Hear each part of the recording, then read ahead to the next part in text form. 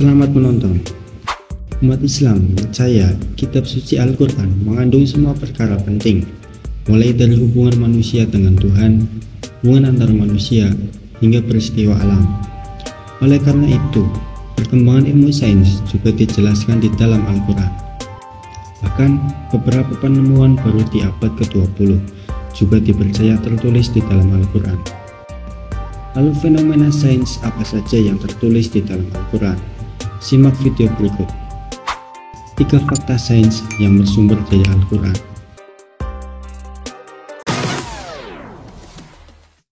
Teori Big Bang. Teori Big Bang adalah penjelasan mengenai cara alam semesta terbentuk.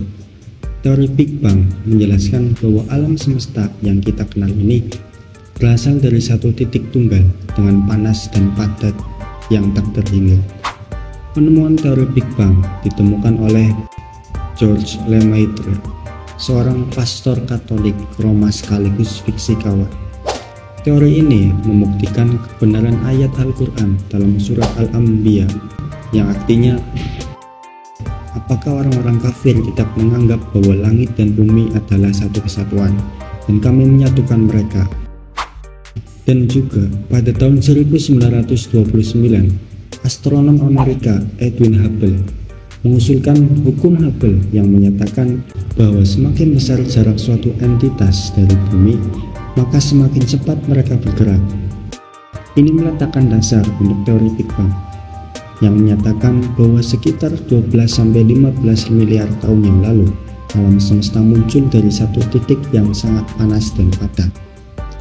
Dan pada tahun 1965, radioastronom Arnold Penzias dan Robert Wilson memenangkan hadiah Nobel untuk penemuan yang membuat teori Big Bang.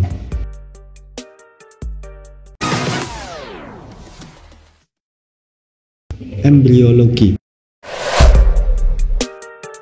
Embriologi merupakan bidang ilmu yang mempelajari bagaimana sel tunggal membelah dan berubah selama perkembangan untuk membentuk organisme.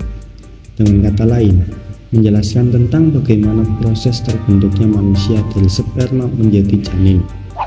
Ilmuwan yang mencoba membuktikan kebenaran teori ini, Emeritus Keith Elmore, sosok ilmuwan yang terkenal dalam bidang anatomi dan embriologi. Berdasarkan surat Al-Mu'minun ayat 12-14 yang artinya, dan sungguh kami telah menciptakan manusia dari saripati, dari tanah. Kemudian kami menjadikannya air mani dalam tempat yang kokoh. Kemudian air mani itu kami jadikan sesuatu yang melekat. Lalu sesuatu yang melekat itu kami jadikan segumpal daging.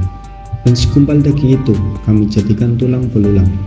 Lalu tulang belulang itu kami bungkus dengan daging. Kemudian kami menjadikannya makhluk yang lain. Maha suci Allah, pencipta yang paling baik. Nah, setelah penelitiannya tersebut, beliau berkata, jelas bagi saya bahwa pernyataan-pernyataan ini pasti datang kepada Muhammad dari Tuhan, karena hampir semua pengetahuan ini tidak ditemukan sampai berabad-abad kemudian.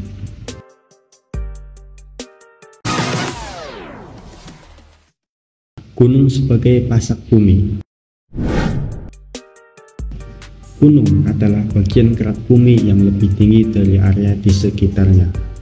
Selain keindahannya yang memukau, ternyata gunung memiliki fungsi sebagai pasak bumi. Hal ini disebutkan dalam surat An-Naba yang artinya, bukankah kami telah menjadikan bumi itu sebagai hamparan dan gunung-gunung sebagai pasak?